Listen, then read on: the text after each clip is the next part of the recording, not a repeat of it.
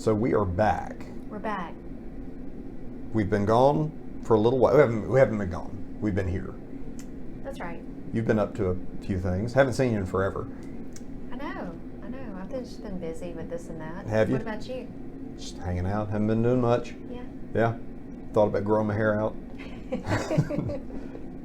Decided not to. Changed your mind. Changed my mind, yeah.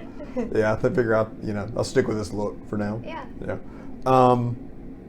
We actually have heard from some folks wondering, man, it's been a few weeks since you guys did any video stuff. Now, we've been putting out a lot of social media stuff, a number of tips and things during busy season, but we did take a sort of a mini break from video stuff while we were dealing with tax deadlines. That's just the truth of it.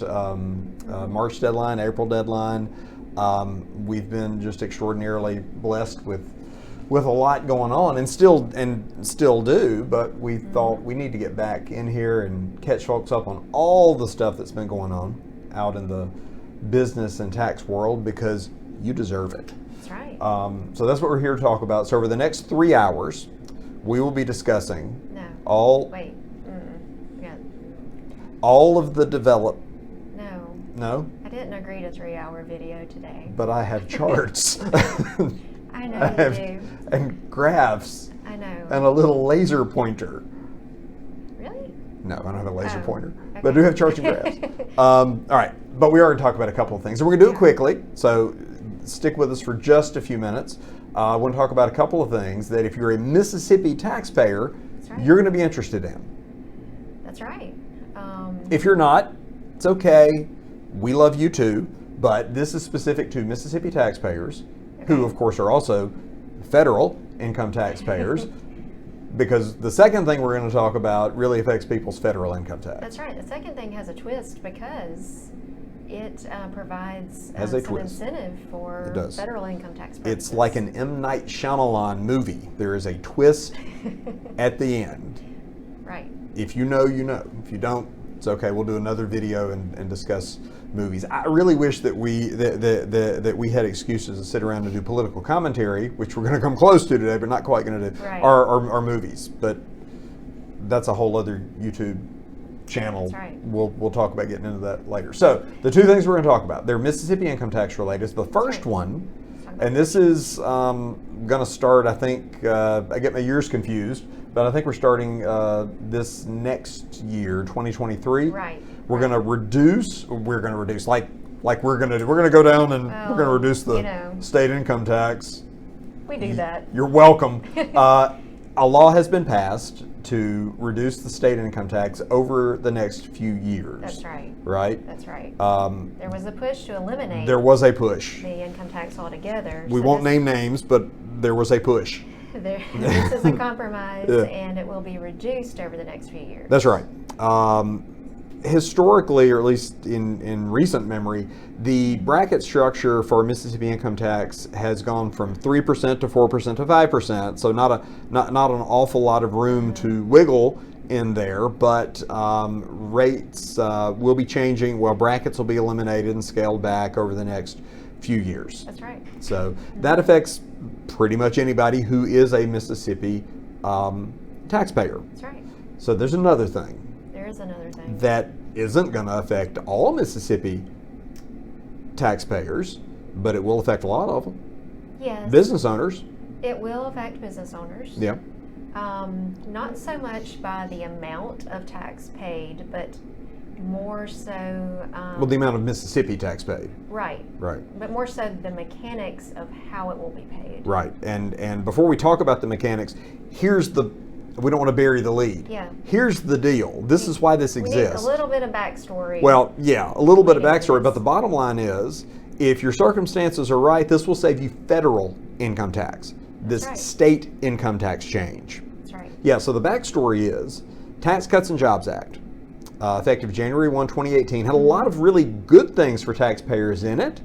I know we've talked a lot about a lot of those. We've been living with them for a few years now. That's right. One of the things that was not a good thing, it was one of the ways that they basically were able to, on paper, pay for the tax cuts that were in it, was a limitation for itemized deduction filers a limitation of the state and local income taxes. That includes income tax or sales tax, property taxes, both real and personal, all that, limiting that to $10,000. Now, only applies if you itemize. Right. And of course, what makes this more complex is at the same time, in that law, there was an increase in the standard deduction. That's right. So it sort of made this limitation we're talking about pointless for some people. That's right. Right? That's right. So that limitation exists. A lot of people aren't happy about it or weren't happy about it. For the last few years, a number of people, particularly political figures in high income tax states, which tend to be the larger metropolitan areas, often they are what would be termed blue states. We're not a political commentary show, as much as I'd like us to be. Have not been fans of this, and there have been lots of discussions and some action taken to work around this. That's right. Well, now Mississippi, certainly not one of those states you would describe as a blue state or a larger metropolitan state by population, has passed a law to address this. That's right. It's the Mississippi's version of the workaround. Right. And this is how it will work, as far as we know right now. So shareholders in S corporations, members in LLCs, and partners in partnerships, at the entity level will be able to elect to pay the Mississippi income tax at the entity level. Right. So you want to talk a little bit about how that will work mechanically? So that's going to work mechanically. We don't go into all the details because, frankly, some of the details don't exist. Right. We're recording this in late April. The governor signed this in mid-April. So forms and exactly what the elections look like, we don't know all of that yet. But it can be an immediate issue for people because people who have to pay estimated taxes to Mississippi really need to understand in short order that this exists, how it may impact them, who's writing the check for Mississippi income tax, etc. So I say that to know this is real for us because we're already modeling and working with some clients on this because it will save you money. So mechanically, here's how it works. What's effectively happening is what would have been and has been an itemized deduction at the personal level, that being the checks you write to the Mississippi Department of Revenue, along with your property taxes, etc., would go into this bucket, go into your Schedule A on your personal return for itemized deductions, and whether that number is $10,005 or $48,000 or $148,000, the deduction you'd get out of that was $10,000 if you're itemizing. Okay, if you're not itemizing, you don't care about any of this. But some people weren't itemizing because of this limitation, who will now be able to itemize. It gets complex when you start thinking about the standard deduction. But what would have been a deduction in that bucket now comes out of that bucket entirely and goes to the entity level and is a deduction for purposes of determining ordinary income, not always ordinary income, but income from that business, which is not subject to those limitations. Right. So that of course net income or loss flows through to that individual. Sure, there are limitations and things to think about there, but what you don't have are the itemized deduction limitations at play, right? Right. So now what you have, if you were limited by that, and if you were itemizing, and if you can itemize now, you're looking at potentially significant federal income tax savings by doing nothing more than making this election and having the company pay the tax. Now, mechanically, that's there's going to be a credit at play, so the individual, the ultimate owner, doesn't get taxed twice at the Mississippi level. So on paper, there should really be no change in the Mississippi income tax paid. Right. Right. So in the modeling that we've done so far, of course, everyone's situation is different. Yep. Because their itemized deductions look different, their income looks different. Right. And so, I mean, this is a great way to save federal taxes. Right. How much it will impact you will be dependent on your own situation. Right. Exactly. And that is why, the election, as long as you make the election by the time you file that tax return, you're good. So, I don't care about this until next March. I extend. I don't care about this until summer of 2023. You do care about it now because you need to be thinking about how the taxes are being paid. You need to think about whether it does apply to you, how it applies. we've worked with people the last few years since the Tax Cuts and Jobs Act to help strategize how they go about itemizing their deductions, are taking advantage of the standard deduction. This is an additional element in that strategy. It can change things. Right. So it is something that you do need to be thinking about right now. That's right.